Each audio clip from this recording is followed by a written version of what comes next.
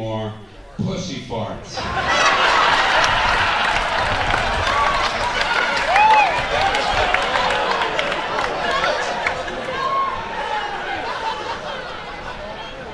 Anyway,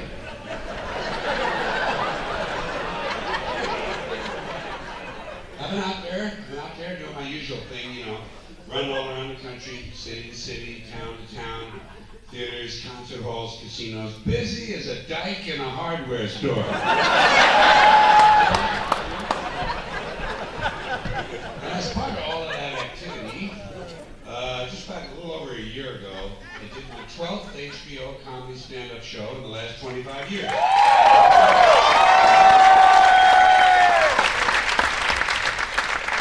I try to average about 12 of them every quarter century if I can.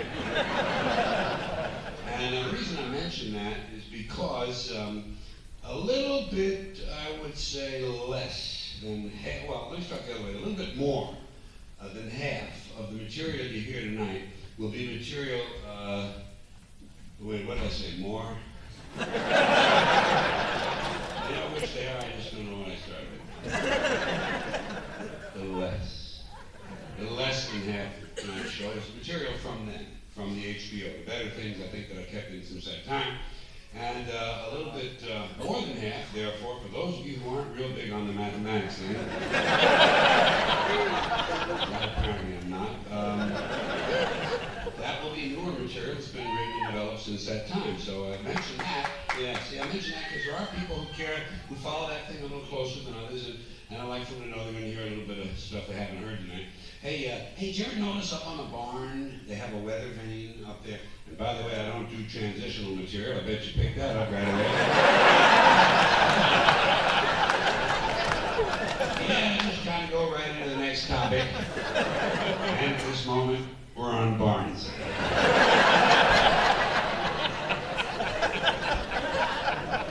You might have noticed up on the barn, they got a weather vane up there. And usually that weather vane is a rooster or a cock, you know. That's the same word with it, it's just a different word for it. You know why they got a cock on the weather vane? Well, it's because if they had a cunt, the wind would blow right through it.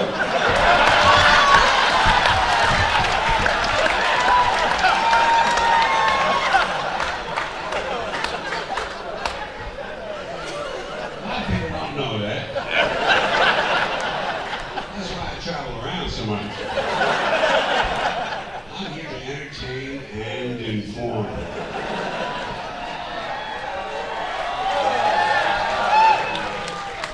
Reminds me of something my third grade teacher said to us one day. You know, she took us all aside and she said, "You show me a tropical fruit and I'll show you a cocksucker from Guatemala."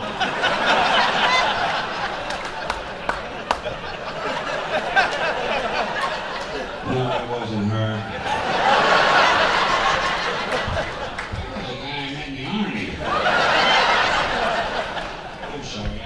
Confuse those people.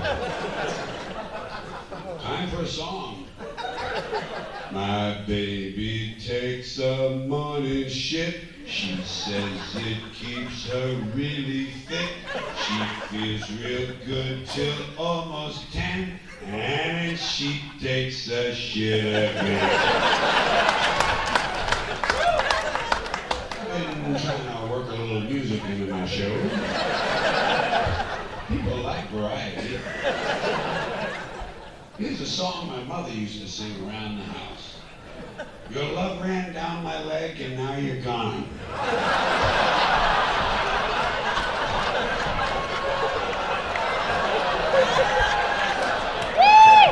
Kind of a sad song, you know. But she was singing it in self-defense. My father used to walk around singing, "I should have fucked old what's-her-name." He liked the sentimental tunes. I wrote a sentimental song. I think the title might be a little heavy-handed. We kissed and my balls exploded.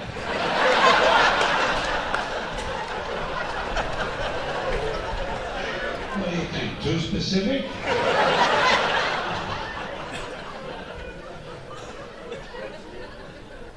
Anyway, this is something that some of you know about me already, but I tell you anyway. And that is, I don't talk about myself a whole lot in my shows. You know, it's not my style. I'm talking about me. But I did have an incident in traffic recently that I think I ought to tell you about. And there are a couple things about me you ought to know first. I drive kind of recklessly. I take a lot of chances. I never repair my vehicles, and I don't believe in traffic laws. So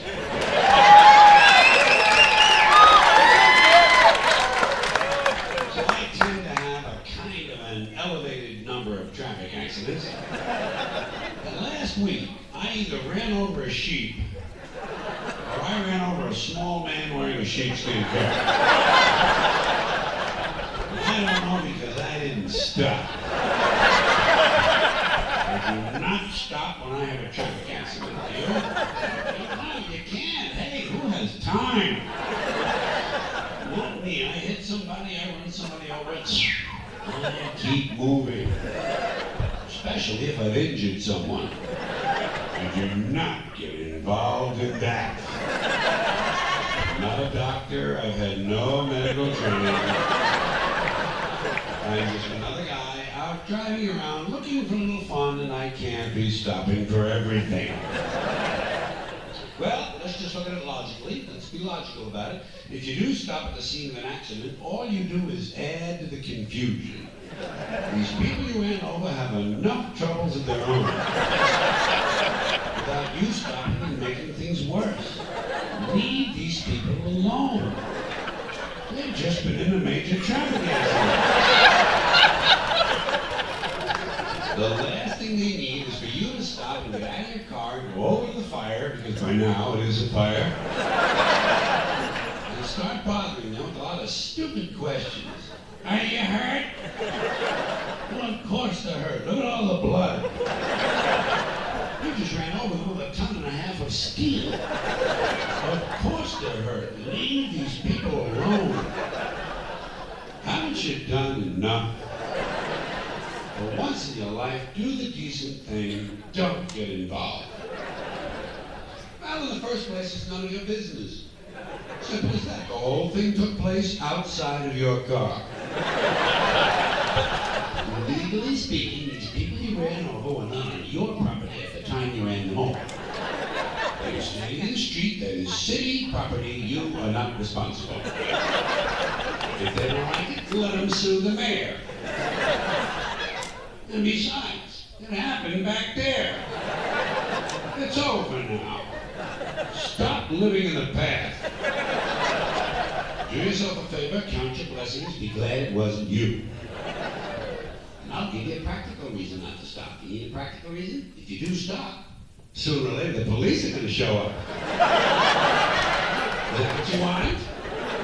Well, waste even more of your time standing around filling out forms, answering a lot of foolish questions, lying to the authorities. And by the way, who are you to be taking up the valuable time of the police department? Men and women professionals, they're supposed to be out fighting crime. Stop interfering with police work. And besides, didn't anyone else see this accident? Huh? Are you the only one who can provide information? Surely the people you ran over caught a glimpse of it. So let them tell the police what happened. They were a lot closer to it than you were. There's no sense having two conflicting stories floating around about the same dumbass traffic accident.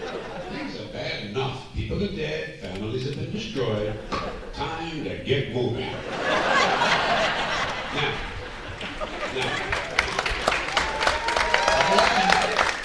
Now, on the other hand, if I should be out driving around looking for a little fun and I see an accident, one that I'm not involved in, I stop immediately. Well, I want to get a good look at what's going on. I enjoy that sort of thing. Someone else is injured, I want to take a look. I am Curious George.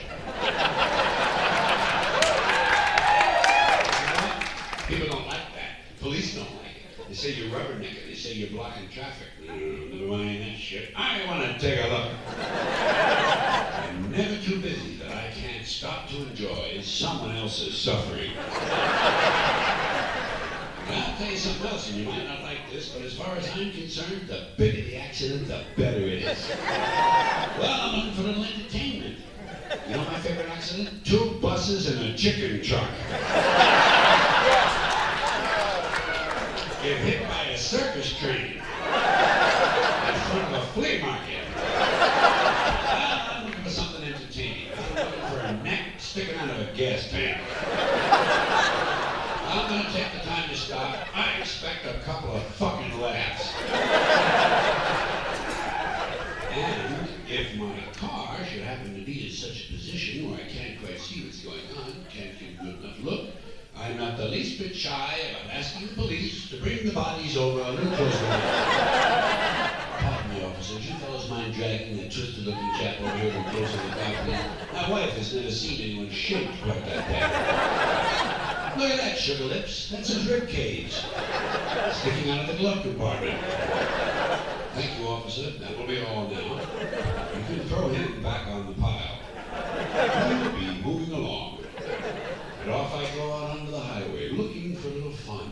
Perhaps a tanker truck filled with human waste will explode in front of the Pokemon factory.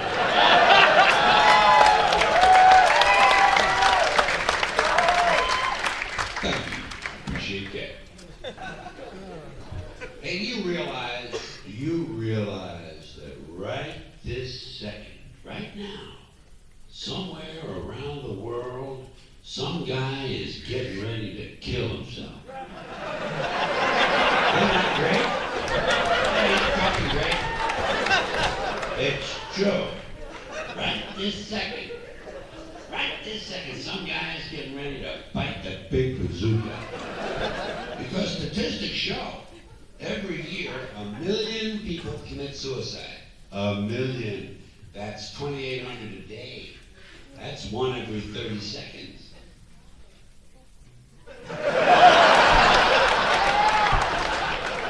There goes another guy.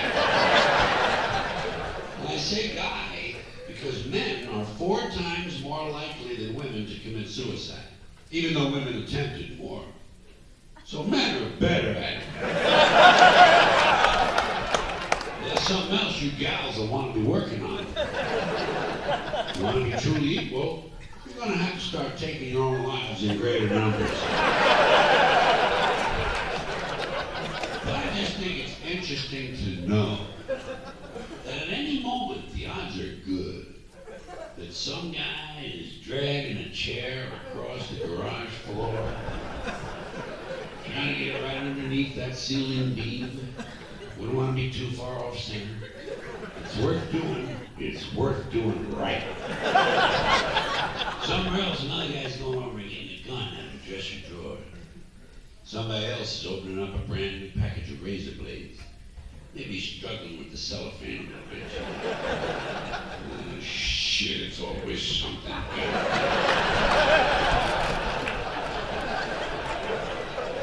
just think that's interesting as hell. That's probably the most interesting thing you can do with your life. And it. I don't think I can do that, though. Because, oh, God, no. I couldn't kill myself if my life depended on it.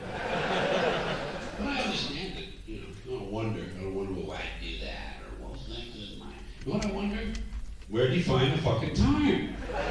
Who's got time to be committing suicide? I'm too busy. I got shit to do. Suicide would be way down on my list. Probably down past lighting my own house on fire. You might want to try a little self-mutilation first. You know, take a couple of hunks out of my arm, see if I like the general idea. Because you gotta have priorities, man. And you gotta have a plan, too, for something like that. You gotta plan that. People don't just run out of the house and jump off a bridge. There's things you have to decide. Timing is important. When are you going to do it? Man, I'm going to do this. Wednesday's out. Got to take Timmy to the circus. Survivor's on Thursday. Friday, I got my colon cleansing. Folks are coming over on Sunday. Sunday. Just a thing. Maybe Mom will find my body. Serve her right for fucking me up the way she did. Then you gotta pick a method. How you gonna do it? Man, let me see. Afraid of heights? That's no good. Can't swallow pills, don't like the sight of blood. Fucking ovens, electric.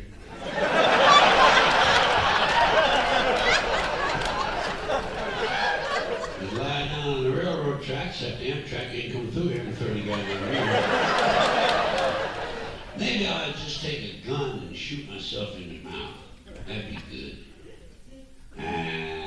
Suppose I'll live. People be laughing at me. With a big fucking hole in my head. I can wear some kind of dumbass hat.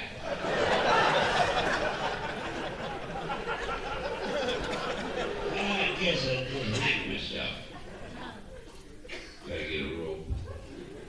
This shit is always on. I got a rope in the garage. It's got a lot of grease and paint on it. Don't want to get that stuff on my neck. Walmart's having a special on the rope this weekend. No sense spending a lot of money to kill myself. Then again, I can always put it on my credit card and never have to pay for it. That's it then. I'm hanging myself and Walmart's paying for it. What's next? No. Refuse. Gotta express myself. Hell, if I can express myself, I wouldn't even think of doing something like this.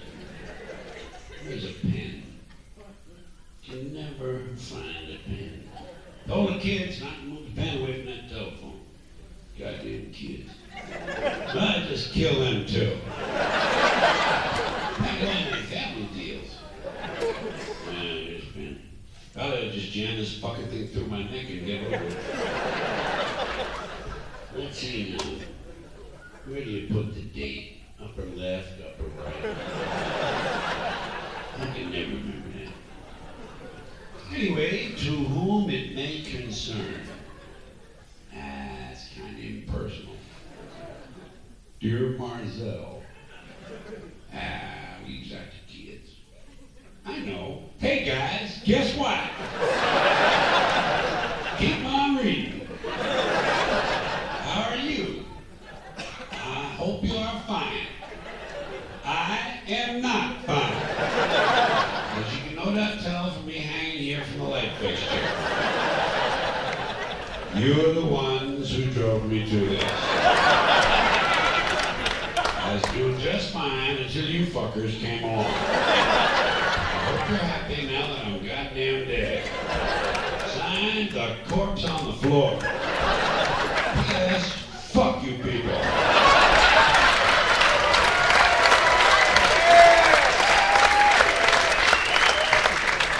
That'd be a pretty good note. I don't think a writer could ever commit suicide. You? Writer'd be too busy working on the note all goddamn year. Trying to get it just right, you know, second draft, third revision, whole landing. Time to turn it into a book proposal and have a reason to live.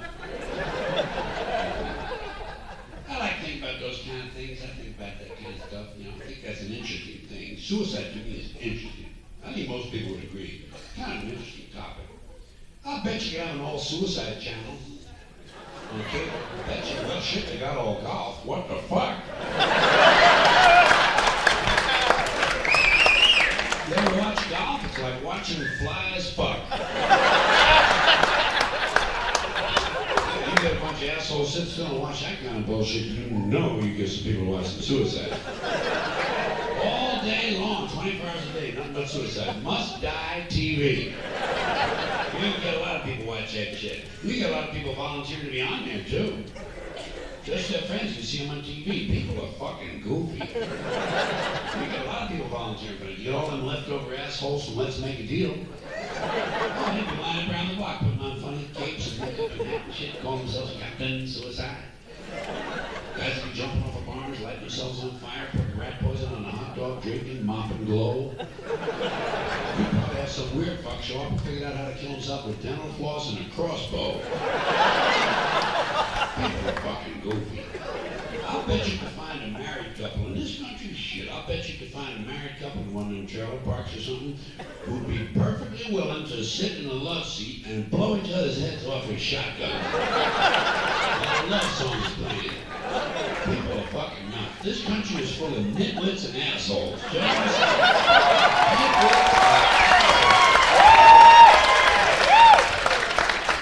And they all vote. They're the only ones who vote. We can tell them who to vote for looking at the election returns. Sure ain't me out there wasting my time with that meaningless activity. And you know the people on Jerry Springer? Those are the average Americans. People don't know that below average can't get on the show. Below average are sitting home and watching that shit on TV. Getting ready to go out and vote. Filling out the sample ballot. People are fucking goofy. Now listen, you're going to have to deal with these people. If you're going to be on television with this shit, you're going to have to deal with them in big numbers. And that means ratings. And that means sweeps months. Most folks know by now what sweeps months are. Those are the months of the year when the networks put on all their biggest stars and their hottest attractions and try and get their ratings up high so the local station can adjust their advertising rates. You're going to have to deal with that mentality. And I think on an all-suicide channel for sweeps months, you're going to have mass suicide. Big events where a lot of people off themselves at once right in front of everybody. I already got a good idea for this. What do you expect? Know your source. This is about, see, we got a lot of hopeless people in this country. You know, there's a lot of, I call them dead-enders. People with no fucking future at all. First of all, you start out with these homeless fucks, okay? You got a lot of homeless fucks. And there's going to be a lot more of them, by the way, once the full depression hits this country. Because Wall Street ain't finished with you assholes yet, you know. Back to a second album. They got your 401ks, your retirement money, and all that shit. They'll be back to your fucking house pretty soon. Aren't those housing prices nice and high? Aren't those rates really low? Think that's an accident? Right in the ass.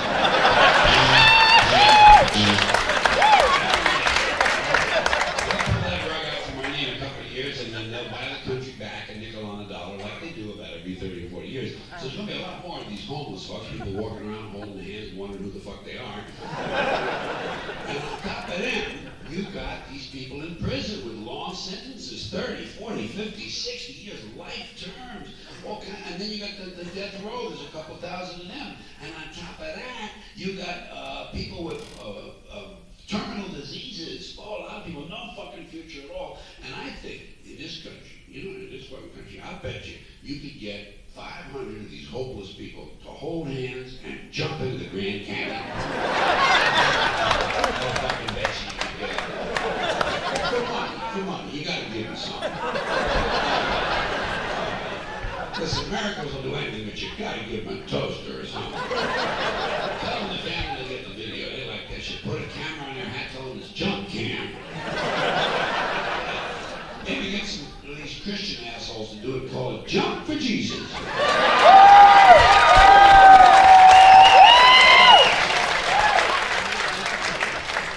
Hey, they all want to die and go see Jesus anyway.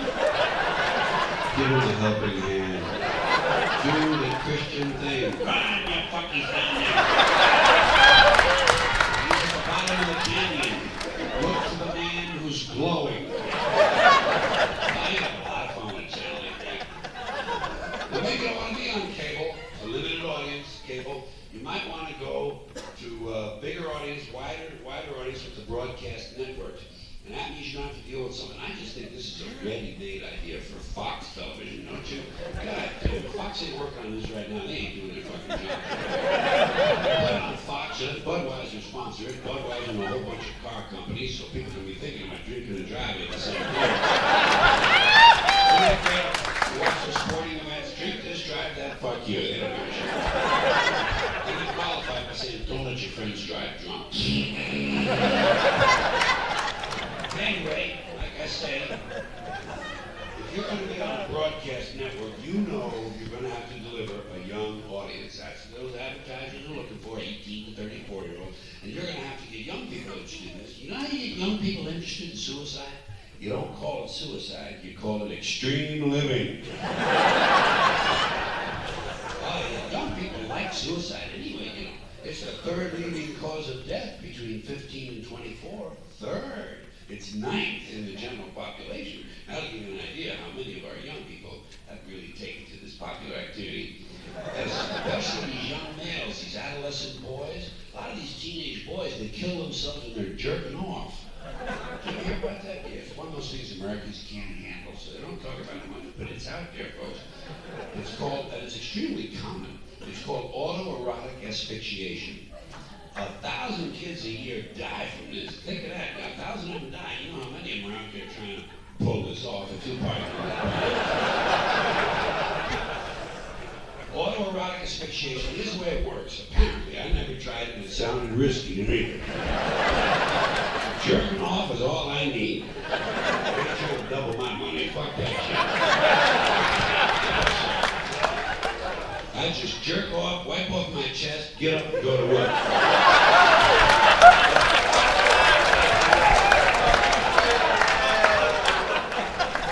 But here's why here's what it's all about and why it's apparently such an attractive idea for some folks.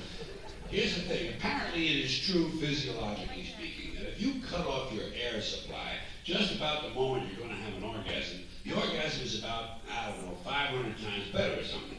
So what you got to do is you got to stand up on a chair or a bucket or something and put a rope around your neck and you start jerking off. And while you're pulling your pud, you have to arrange to almost strangle yourself just before you have an orgasm. And while all this is going on, by the way, you got to maintain a hard-on. Which ain't easy because you might just be getting ready to buy the farm. You better be fantasizing about someone you really like. Or something, I don't know what it might be, maybe get fucked in the ass by a game warden. We're all different, to each his own. So let's recap. Stand on a chair, rope around your neck, Peter in your hand. Now you gotta time it just right, so that just before you come, you almost die. Sometimes you miscalculate. You don't know if you're coming or going.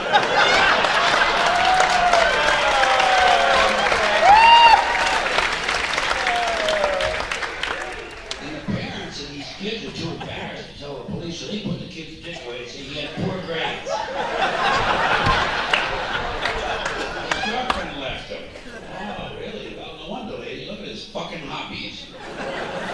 And they blame him on heavy metal music. Heavy metal, if it's suicide, they blame heavy metal. If it's murder, they blame rap. It was never the parents. You notice that? Isn't it a miracle? Parents are never involved in any of these bad outcomes with their kids. Parents gotta be the most full of shit people in the world. That's full of shit. Look at it, both ways. If the kid turns out to be a loser, they had nothing to do with that. But if he's a winner, got a scholarship or some shit, they're the first ones out there raising their hand. A little credit. I guess it's a nice state of mind if you can talk yourself into it. But these are the kind of things I think about when I'm sitting home alone and the power goes out. I'm just sitting there awaiting sentencing. And these ideas float into my head. Some of them's a little weirder than others, I'll acknowledge that. I was thinking about all the younger women who got buried today. Did you ever think about that? Probably not. I was thinking about all the younger women who died 3 or 4 days ago and got buried today. And some of them had a bad heart, some of them had a bad kidney. But a lot of them had perfectly good pussies. Good pussies, nice tits, reasonably tight asshole. Going to waste. In the ground. It just seems a shame to me that some fine young pussy should be rotting away 6 feet under. Because you would think, that if you can donate a heart,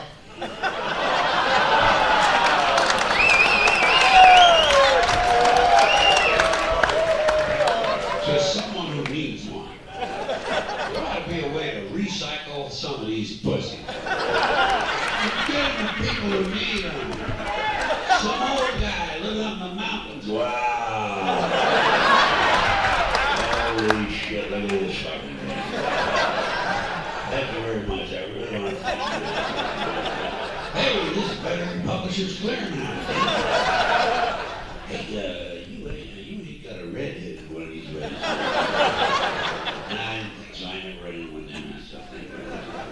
Hey, this is the real thing, ain't it? This ain't one of them store-bought pussies from the adult bookstore. Huh? What's that? Oh, okay. Oh. Gosh, you know, that's a real thing. I recognize this.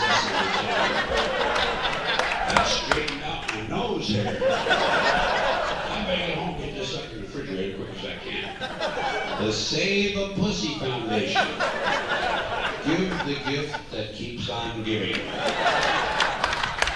Fuck the whales. Save the pussy.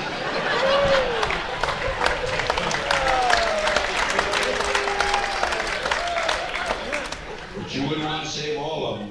Not all of them. Some of them's wore out. You don't want one of them big old rubbery things. But you want you something nice and tight but flexible. Maybe you have an age limit. Or a mileage check. You know, you figure out the average length, the average dick, the average number of thrusts per event, the average number of events per lifetime. You got that lady's mileage. If you women don't want you to think we're going to leave you out of the fun here, we're going to get you a nice set of cock and balls, okay? We're going to get you something nice just after rigor mortis has set in. Tell the truth, ladies, wouldn't you like a nice set of cock and balls without all the bullshit that comes with it? We'll get you something nice, you keep it on the nightstand, it's really easy to find in the dark. Oh, there it is! And if your mother comes over, put a hat on it. Somebody's got to think about this shit. Apparently, I've been appointed. I was thinking about things you don't want to hear. You know, there's certain things you just don't want to hear in life. Let's say you're a young man, you got a fiancée. She hasn't met your folks yet. So your folks invite the two of you over to their house for dinner. Sunday evening, 7 o'clock, to meet your fiancé. And everything's going along real nice. And halfway through dinner, your fiancé stands up and says, "I'll be right back. I gotta take a fucking dump."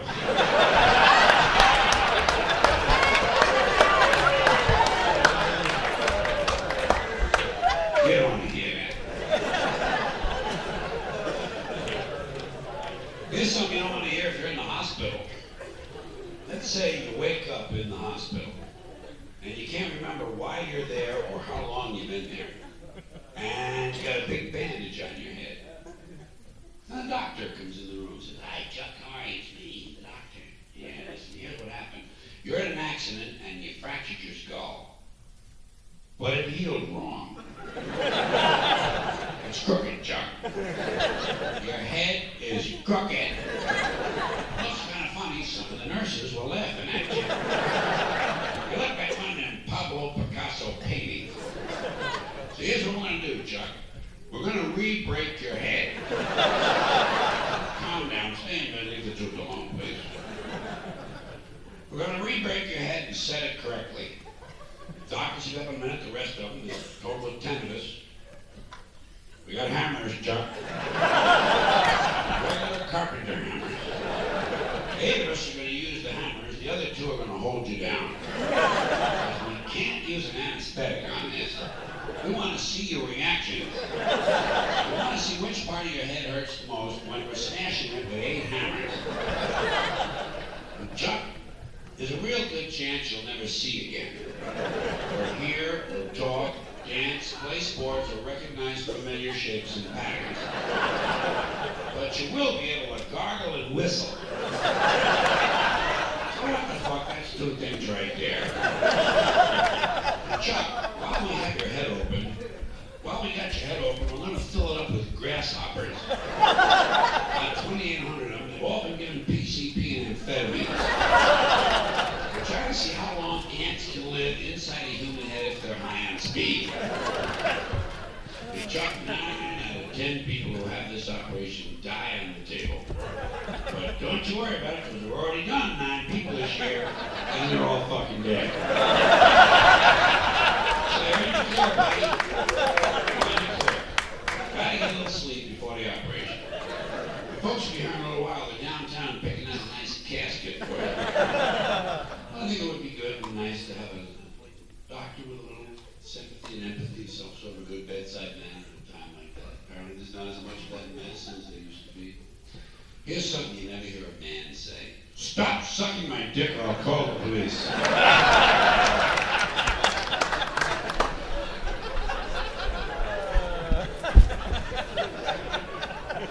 folks, those of you who have illegal cable hookups or stolen satellite dishes will know this. And that is, one of the things I like to do in my shows is complain. Complaining is a big recurring theme for me. And living in this fucked up country, there's no shortage of things to complain about. So this piece of material is fairly simple. It's just called People Who Ought to Be Killed.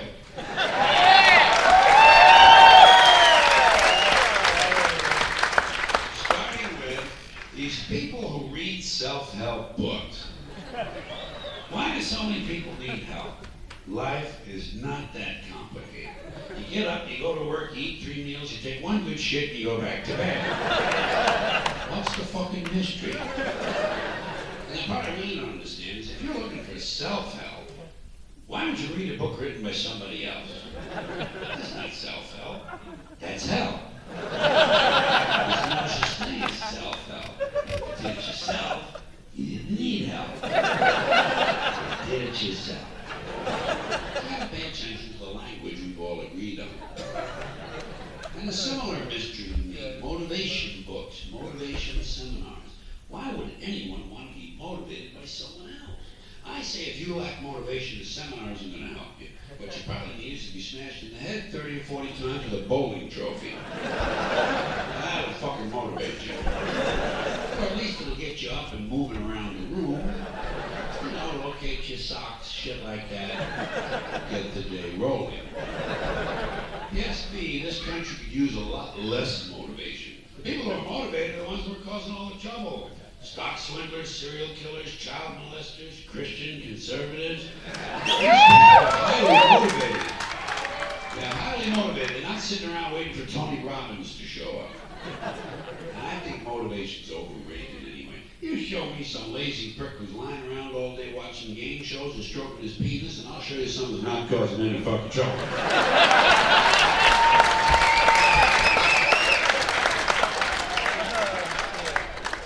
Here's another pack of low-grade morons who ought to be locked into portable toilets and set on fire. These are the ones who carry their... No, I'm sorry, that's next. This is the order correct, see? I tend to want to get a little ahead of myself. Hold on. A little piece of dinner. Probably swallow, what the hell. Ate it once, I can eat it again. This is about these people with bumper stickers that say, we are the proud parents of an honor student at the Franklin School or the Midvale Academy or whatever other innocent-sounding name has been assigned to the indoctrination center where their child has been sent to be stripped of his individuality and turned into an obedient soul-dead. I mean, really, proud parents, what kind of empty people need to validate themselves through the achievements of a child? I just like have to live with a couple of these misfits. How's that science project coming along, Justin? Fuck you, Dad. You sympathetic prick. Mind your own business and pass the Cheerios. Here's a bumper sticker I'd like to see. We are the proud parents of a child whose self-esteem is sufficient that he doesn't need us promoting his minor scholastic achievements on the back of our car.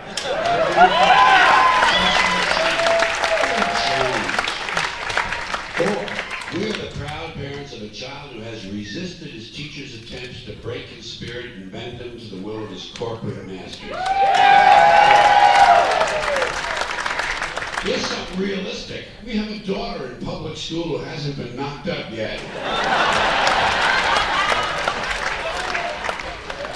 We have a son in public school who hasn't shot any of his classmates yet. But he does sell drugs to your honor student. Plus, he knocked up your daughter. Then you have the people who aren't too proud of their children. What about them? We have the embarrassed parents of a cross-eyed, drooling little nitwit who at the age of 10 not only continues to wet the bed, but also shits on the school bus. Something like that on the back of the car might give the child a little more incentive. I'm going to try a little harder next semester.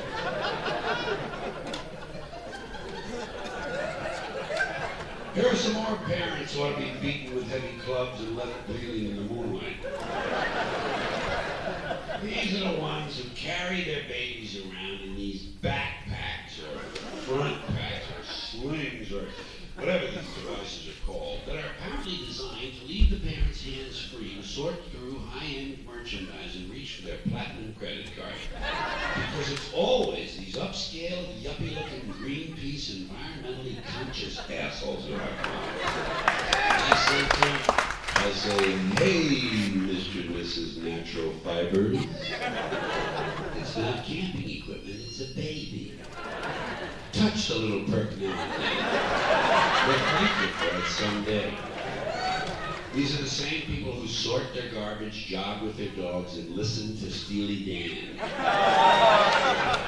You just want to drag them out deep into the forest and disembowel them with a wooden cooking spoon. Here are some more fine citizens who ought to be smashed across the face repeatedly with a piece of heavy mining equipment. These grown men, who refer to their fathers as my daddy. You hear a lot of this stupid shit in the South.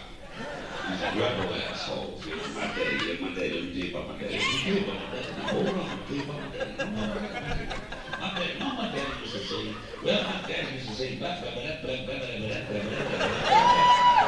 Why did he? Well, wasn't that fucking enlightening? My daddy used to say, fuck your daddy. Fuck your daddy and his wrinkled country asshole. Grow up, Billy Joe, Carl, Bob, Daddy, Frank. You're not 6 anymore. Closer to 9 now. And another unfortunate pack of mutants who ought to be penciled in for a sudden visit from the angel of death. These guys who can't tell you about a phone call they had. But I'm giving you this shit. The fucking pinky on the thumb. Like they attended mime college. Studied under Marcel Marceau. So I call her up, you know, and I'm talking to her. And she fucking hangs up on me. So I hang up on her. Then she calls me back. I fucking hang up again. I say, hey Bruno, thanks for the visual aid. We all understand the concept of the telephone. Holding your hand, you're talking to her. Excuse me, Bruno, incoming call. Oh, hey, it's for you.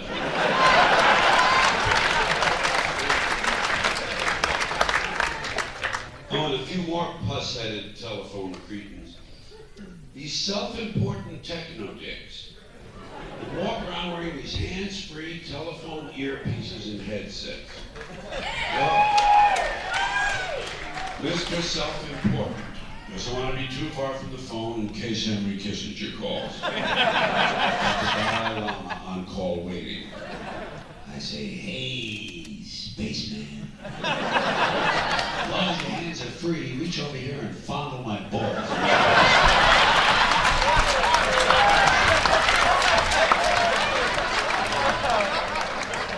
Mr. Early Adopter, I need this guy like I need a third asshole. And answering machines, starting with these people who think it's cute to let their children record the outgoing message. And you can't understand the word because the kid's a fucking imbecile. Hi, my name's Stacy. I'm 5 years old. My mom's daddy aren't home.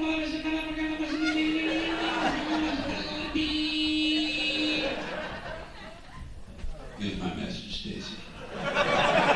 Coming over to your house with a big knife. And I'm gonna kill mommy and daddy. And I'm gonna peel off their skin and make a funny hat. After that, I'm gonna take out my big ding-dong and stick it right in your food.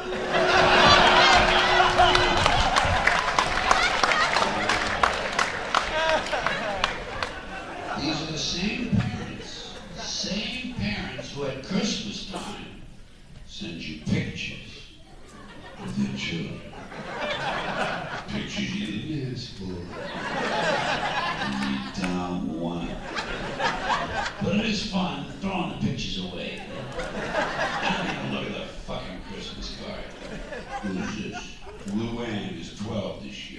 Luann.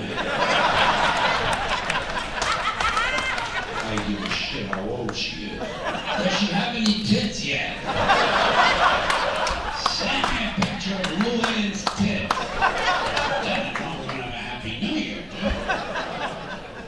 And then, just to compound your holiday pleasure, they enclose a family newsletter. Just what you're hoping for. News about losers. We're so proud of Brad, he's been accepted into dental school. Yeah, in the Philippines. After 4 tries. Fuck Brad and everybody who looks like Brad. Judging from his picture, I think he's jerking off too much. Keep him away from Luann. And a few more genetic defectives who've been turned loose on these answering machines. These people who somehow can't resist the urge to include music on their outgoing message. You know, some guy spends $8 at Radio Shack and suddenly he's a fucking record producer. Because he's busy in the basement jacking off his dog. I have to listen to substandard music. That's always rotten music, you know. It's either New Age, that pointless meandering zombie noise played by pseudo-spiritual lunatics who think wind chimes are a musical instrument. Or else it's soft rock. Soft rock, that weak-ass, lame, non-threatening suburban white boy junk played by bands like Men Without Testicles. No, it's not a jukebox, it's an answering machine. And folks, on these answering machines, do me a favor, would you please? When you record your outgoing message, don't bother telling me you can't come to the phone. I understand that. Apparently that's why we have these machines. Don't tell me leave my name and number. I thought of that. And if you work in an office, never mind that stuff, I'm away from my desk. If you had to take a shit, say so. Hi, this is Johnny. Last night I had the Mexican jalapeno chili bean dip takeout and I washed it down with a quart of gin. I'll be in and out all day.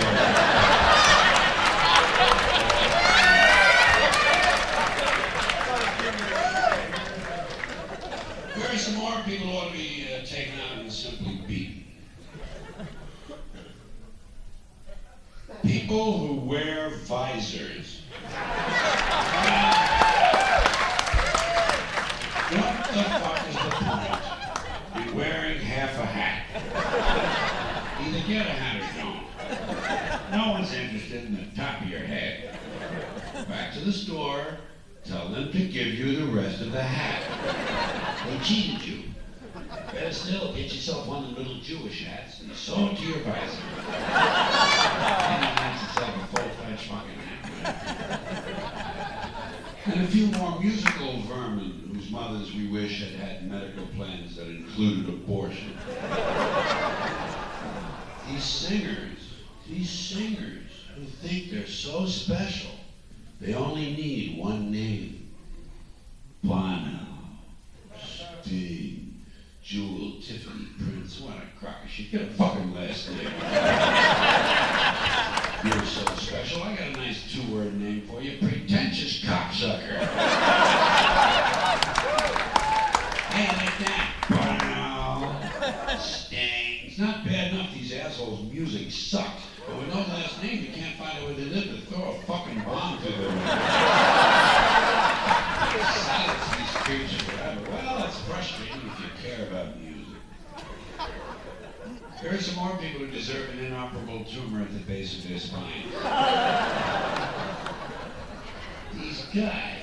These guys who fly around the world in a fucking balloon. What is this, 1850? Get a fucking airline ticket. When is the media going to realize no one's interested in some rich trouser stain? He's so bored he has to fly around a balloon all the time. Well, the next guy gets hit by lightning. He flies around in little fart circles.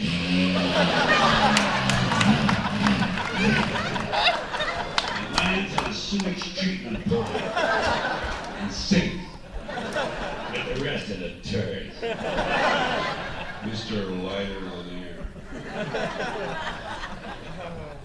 Here's another pack of jack-offs who ought to be strangled in front of their children. People who pay for inexpensive items with a credit card. Folks, take my word for this. Raisinets is not a major purchase. Get some fucking cash together. Not you're paying about 18% interest on Tic Tacs. And you're holding up the fucking line. Some dorky-looking prick with a fanny pack waiting to be approved for a bag of cheese doodles. I need this shit like I need an infected scrotum. Find some money. Next guy ahead of me online pays for Newsweek with a credit card and stabbed in the eyes. And I'm getting pretty sick of guys named Todd. It's just a goofy fucking name. It's goofy. Hi, what's your name? Todd. I'm Todd. And this is Scott. And Blake and Blair and Blaine and Brent. Where are all these goofy fucking boys' names coming from? Taylor, Tyler, Jordan, Flynn. These are not real names. Want to hear a real name? Eddie. Eddie is a real name. What happened to Eddie? He was here a minute ago. Joey and Jackie and Johnny and Phil, Bobby and Tommy and Danny and Bill. What happened? Todd and Cody and Dylan and Cameron and Tucker. Hi, Tucker. I'm Todd. Hi, Todd. I'm Tucker. Fuck Tucker. Tucker sucks.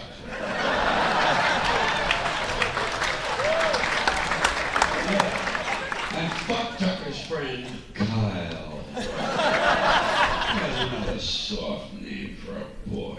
Kyle. Soft names make soft people. I'll bet you anything, that 10 times out of 10, Vinny, Nicky, and Tony will beat the shit out of Todd, Scott, and Kyle.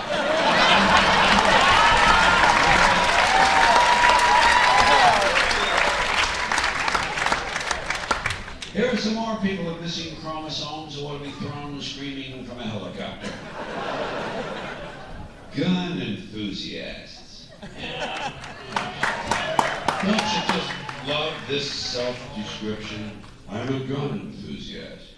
Oh yeah? Well, I'm a blowjob enthusiast. You want to see me shoot? Cock this and I'll discharge a load for you. And I'm not against guns. I'm not. Not one of those mindless Hollywood cocksuckers. I'm not against guns. I'm not against bullets. I'm not even against people shooting each other. Hey, shoot someone as part of the American dream. I don't care who it is, parents, teachers, kids, fuck them, let them get shot. It doesn't disturb me in the least. But speaking of mindless Hollywood cocksuckers, before Charlton Heston became president of these dickless lunatics, they had a different guy, and he's still one of their major spokesmen. He was on one of the networks tonight, because something happening in Congress now. His name is Wayne LaPierre. Well, what kind of a name for a gun nut is Wayne LaPierre? Doesn't this sound a little fruity to you? Hi, I'm Wayne. I'm a gun person. Bang, bang. Now, this prick's name ought to be Biff Webster. Spud Crowley. A man's name, Chuck Steak. Wayne LaPierre is just embarrassing. But I guess we ought to get used to it. We'll probably be hearing it a whole lot more now that Charlton Heston thinks he's a fucking penguin. He doesn't have far to travel, does he? There are some more men who want to be strapped to a gurney and castrated with fishing knives. White guys who shave their heads completely bald. I've got a qualifier. Here's a qualifier. Not so much these guys who are completely out of step with society. They're fine. They're just doing a great job.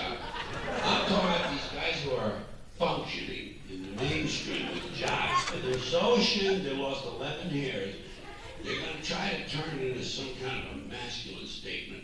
I say, hey, you goofy-looking, baldy-headed fuck. It's good on black guys. On you, it's ugly, repulsive, and disgusting. You want to be bald? Do what I did. Wear the watch. Meantime, there's no excuse running around looking like a freshly circumcised dick.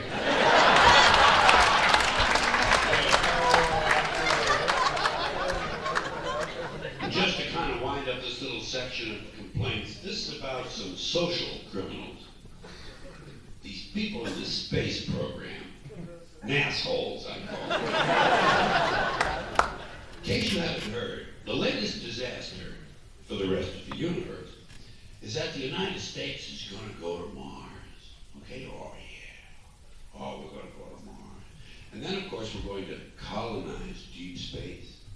With our microwave hot dogs and plastic vomit and fake dog shit, cinnamon dental floss, lemon-scented toilet paper, edible women's panties, and sneakers with lights in their heels. And all these other impressive things we've been working on down here. But let me ask you this. What are we going to tell the Intergalactic Council of Ministers the first time one of our teenage mothers throws her newborn baby into a dumpster? Huh? How are we going to explain that to the space people? How are we going to tell them our ambassador was late for the meeting because his breakfast was cold and he had to spend half an hour punching his wife around the kitchen?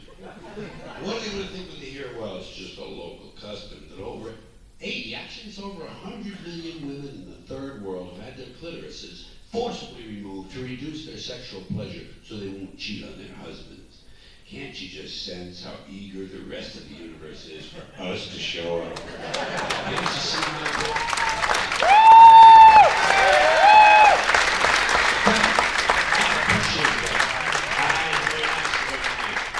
I was dancing with a woman the other night. She told me she had a yeast infection.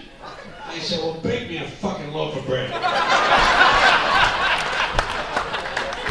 Corn muffins, a jelly donut, I don't give a shit. I'm always in the market for quality baked goods. You couldn't squeeze a birthday cake out of that thing. I don't think so. No pressure, honey. No sweat. No pressure. Why don't you just turn around and give me a nice pineapple upside down cake? And 100 oatmeal cookies. Skip the raisins. Never mind the raisins. Now something bothers me. When I'm flying first class, and some guy from coach comes up and takes a shit in our bathroom. I should get back to your filthy coach toilet with the tampon sticking out of the commode. Don't be coming up here trying to upgrade your feces. Your super saver feces. I think most people know by now, caviar feces smell much nicer than bologna sandwich feces. Unfortunately, it's not nice to say. You don't like to point out class distinctions, but it's a fact. It's a function of socioeconomics. It's called the fecal differential. It has to do with diet as it relates to income. The lower the income, the worse the diet, the more disgusting the feces. And the same thing is true of farts. And the worst farts of all, the most horrifying farts in the travel experience can be found in the economy section of any plane coming in from the third world. There's fucking torture back there. Underdeveloped country farts. Those people have farts that could kill cancer. The kind of fart that comes in handy if you have something that needs welding. The kind of fart that if you let one going home, 30 minutes later your plants are all yellow. The kind of fart that after 2 or 3 days you begin to realize there are no more birds in your neighborhood. A fart that would eat the stitching out of Levi's. One more fart joke. The kind of fart whereby the Centers for Disease Control declares your pants a level 5 biohazard. What happens on these third world airplanes is that in the economy section about an hour after the meal service, they quite often have these life-threatening fart emergencies. The FAA calls them TFIs, toxic flatulence incidents. The airlines call them code browns. Just as a hospital has a code blue, they have code brown, code brown. If you ever hear that sound, do not inhale. You are in a code brown. The worst place to be, the most dangerous part of the aircraft during a code brown is in the last 3 rows. Because what happens is, in the This is simple physics. These planes get flying so fast that all the most vicious, lethal, volatile, flammable, unstable parts get pushed toward the back of the airplane where they become compressed. And they build up pressure, and they build, and they build, and they build until they reach critical fart density, CFD. And they continue to build, they build throughout the entire flight until finally some kid turns on the Game Boy and boom! The whole back end of the plane blows off. And you know who gets blamed? Osama bin Laden. These poor terrorists get blamed for these explosions that are nothing more than random, spontaneous, intermittent cabbage fart detonations. And the FBI doesn't know. The FBI is a pack of fucking nitwits you have protecting you. They're looking for explosives. They should be looking for minute traces of rice and bok choy. These are the kind of thoughts that kept me out of the really good schools. And prevented me from moving swiftly up the corporate ladder. So I was always finding fault, always complaining about something. Now something else I'm getting tired of? Songs. Too many fucking songs. That's all you ever hear is a goddamn song. You know how many songs there are? All right. Every year, 25,000 CDs come out. 25,000. You know, even if you threw out half of the titles and said, well, they're old songs being re-recorded, and you stayed conservative and said, well, maybe 8 songs to a CD, that would still be 100,000 new songs every year. 100,000 is just 1 year, and that's just this country. There's 185 other countries out there, all of them pumping out songs. Probably not a lot of snappy tunes coming out of Iraq this week. But some, there's gotta be some, I'm telling you, it adds up.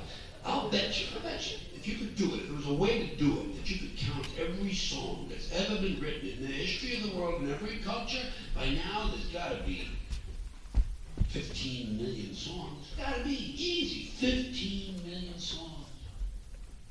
Didn't have enough. Don't have enough fucking songs for you people. Are you telling me you're standing in the shower and the 15 million songs floating around out there, you can't think of something to sing? You're gonna have another brand new song? And they're always love songs. That's all I ever hear is these fucking love songs. Can't somebody write a song about something else? Everybody's a broken heart. Broken heart, broken heart. Fuck that. What about a fractured cheekbone? Or a punctured lung? Man, I see some good-looking chick with big tits and long hair standing on my stage belting out a song about a punctured lung. Sure make my fucking weekend. No one is writing these songs. How about a song about a fire in a daycare center?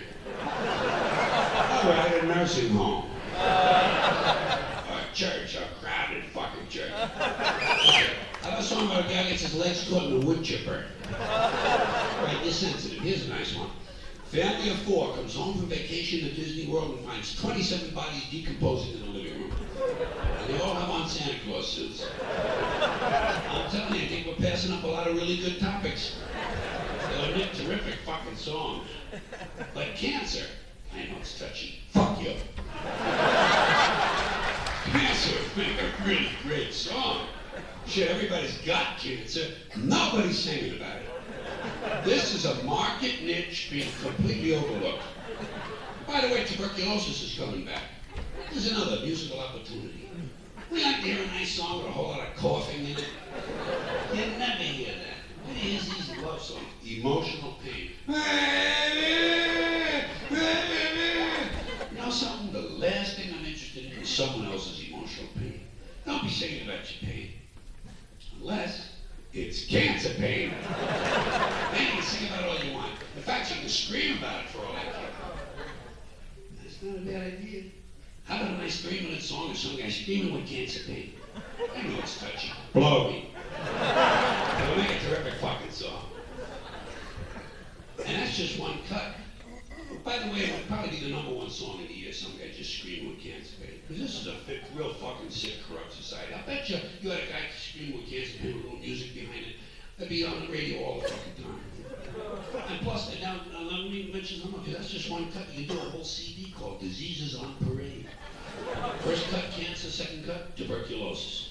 3.5 minutes of solid coffee. And you structure it like a real song. Starts off slow with the introduction. Guy's just clearing his throat. Then you go to the first verse. Kind of a dry cough, non-productive.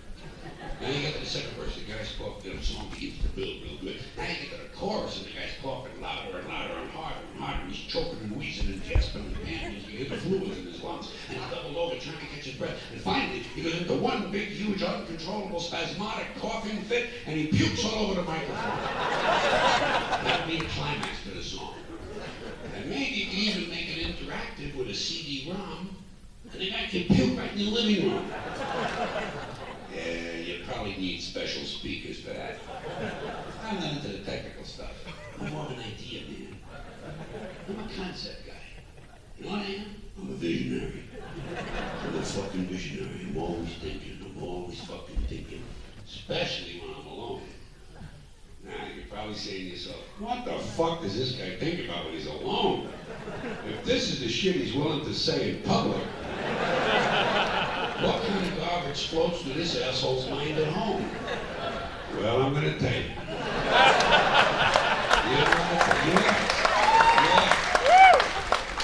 You know what I think about when I'm alone? The first enema. Yeah, that's right. The first enema. I don't think about it all the time. But a lot. Maybe 30, 40 times a day. That's not too much, is it? I don't dwell on it. It's just a quick thought. But let me ask you this. Did you ever think about that? Huh? Did you ever think about the first enema? No. You know why? No vision. No fucking vision. Me, I'm always thinking. I'm always thinking. And one time I thought about the first enema. Here's the way it happened. One day, me and my friend were giving each other an enema, okay? Well, he's my friend. Leon! Hey, what are friends for? We can't give each other the occasional enema. So me and Leon were giving each other these enemas. And at this particular point, it was my turn. So I'm kind of relaxed. You know, I'm draped over the end of my room couch. And I'm reading the food section of the newspaper. Always looking for a good field recipe. Me and Leon are talking. We're talking back and forth, talking about hockey, talking about the NASDAQ, talking about how sometimes if you rub your eyes real hard, you can see kind of a checkerboard pattern. And we're talking away, and suddenly, out of the blue, I turned to Leon. Well, I couldn't turn around all the way. I turned over my shoulder. I says, hey, Leon, I wonder whoever came up with the first enema. Well, he flipped. He had never thought of such a thing. He practically dropped the equipment he was holding. And that thing is heavy. It's a fire hose. Number 12 with a zoom nozzle. But it leaves you feeling really refreshed. So me and Leon spent the rest of the time talking about the first enema because here's the interesting part. There had to be a first one. Had to be, right? Everything has to happen once for the first time. Some guy just sitting there had to think of the enema. And I'm sure it was a guy. This does not sound like a lady's idea. Some guy a long time ago, too, way back, he was probably carving spear tips that day. Maybe he was making a little fertility fetish for his girlfriend. Suddenly he thinks to himself, I think it would be a really great idea if I would squirt a whole bunch of water up my ass. And then just let it all run out on the rocks. I bet I would feel a whole lot better if I did that. And then, after he thought of it, then he had to explain it to the rest of the village. And test it. And if you like that, you're going to want to test it. You probably want to test it to someone else, so she wouldn't try it on yourself. But we have to be subtle, but you can be kind of a subtle approach. Hey, Joey, turn around. I got a surprise for you. Whoops, I dropped my rock. Could you pick it up for me, please? Hold on, Joey. Relax. Breathe in and out. Free your mouth, Joey. Free your mouth, please. Okay, it's a new thing. It's called the enema. I thought of today during lunch. Yeah, I had the veal. Joey, tell the truth. Did you like it a little bit? I kind of got a kick out of myself. You want to go again? No, I don't blame you. That was pineapple juice. And sand. Joey, guess what? We're engaged. see you at the dance. Someday I had to think of that. Why? Why would it even enter your fucking mind? I'll tell you why. Because the guy was thinking big. He was a visionary. Probably made a fortune. It's a big business now. They call it colonic irrigation. Big in California. All over California, someone's sunk up somebody's head. They're getting paid for it. You know what I'm waiting for? Enemies Online. Electronic digital enemies. e.nomad.com/pineapple juice. You're wise. Some guy's home tonight trying to get a mouse up his ass. Probably a Macintosh guy. They're always ahead of the curve. They're always fucking thinking. Good ideas. That's what this country used to be all about a long time ago. Now, big good ideas, but anymore. Good ideas. I got a lot of good ideas personally. Here's one you want. You might make some money on this. Scrabble for dummies. Okay, you don't have to use real words and they don't have to be spelled correctly. Everybody wins. No more losers, like school now. No more losers. You know, kids are too fragile to be told they lost. So the kids, they play musical chairs in school, they have 9 chairs, they have 9 kids. Fucking absurd. I'm gonna open up an adult donut shop. Adult donuts. The donuts are the same, but the holes have hair on them. People would like that. The police would never leave the parking lot. Right next to the donut shop, we're gonna have a hot dog stand for Gentiles. Hot dogs with foreskins. Well, think of it. Jewish guys have those kosher hot dogs. They're kind of plain looking. These would have nice little foreskins on them. And maybe you can even sell the foreskins separately. Separate item, bucket of foreskins. Maybe a bucket of $10 a donut rolls. When no one wants the playoffs. They're fucking idiots. I'm gonna look like a pool hall. You know what we call it? Quit breaking my balls. You gotta have a catchy name. You need a catchy name. Brand names are important, and brand names have changed. I'm sure you noticed it used to be simpler. Brand names were like U.S. Steel, Johnson & Johnson. Now you have things like, I can't believe it's not butter. And even they have something new coming out. It's called, I sure hope the fuck this ain't lard.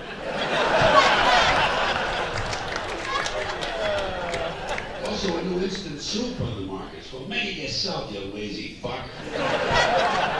Names interest me. I'm thinking of moving to Nevada where prostitution is legal and opening a bed and breakfast called a Cock and Muffin.